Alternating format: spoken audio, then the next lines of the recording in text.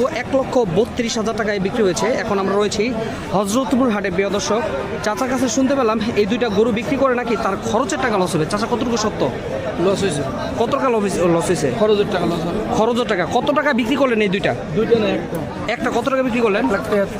1,73,000 টাকা। কত মন ধারণা করতেছে? ধারণা না, যদি এমনি কালি যদি কালি চান নাহলে 7.5 মন 7 মন। হ্যাঁ। এটা অরিজিনাল গোছ আছে 6.5 মন। 6.5 মন। মানে একসাথে যদি কোরবানির জন্য নেয় তাহলে 7.5 মন ধারণা। 6.5 মন আছে। 6.5 মন সব মিলে আর কি, মাথা গুল দিয়ে নিয়ে গোছ মোছ দিয়ে 6.5 মন আছে। দেখেন কি বিশাল সাইজের একটা গরু 6.5 মন ধারণা করতেছে। তবে বিক্রি করলেন 1,73,000 টাকায়। এতে করে চাচার যে খরচের টাকা, আপনি কোথা থেকে আসছেন চাচা? বাসা জেলা মানিকগঞ্জ, থানা দৌলতপুর। ওইখান থেকে নিয়ে আসছেন এই গরুটা? একটা গরু নিয়ে আসছিলেন? দুইটা গরু আনছি। দুইটা গরু? মাত্র দুইটা। দুইটা গরুই না, দেখেন লস। তো 2026-এর কোরবানিতে আপনাদের এই ধারণা করা উচিত যে কত টাকা বিক্রি করা যেতে পারে এক একটা গরু, আর কেমন লাভ আর কেমন লস হবে তাদের থেকে, খামারি থেকে আমরা বুঝতে পারতেছি।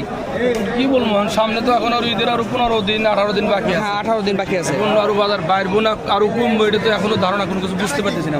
বুঝতে পারতেছেন না? একেবারে ক্রেতা তো কম দেখা যেতেছে। হ্যাঁ, কিতা নাই কি হয়? ক্রেতা নাই। মূলত ক্রেতা না হওয়ার কারণ কি? টাকা পয়সা নাই নাকি? ওই আমার মনে তো হয় যে বাইরের রাষ্ট্রের সাথে যে গন্ডগোল হইলো, যুদ্ধ হইলো, জি। আমাদের দেশে তো সংকট হয়ে গেছে। সংকট হয়ে গেছে। এই কারণে এই কারণেই দেশের পরিস্থিতি এরকম লাগতেছে।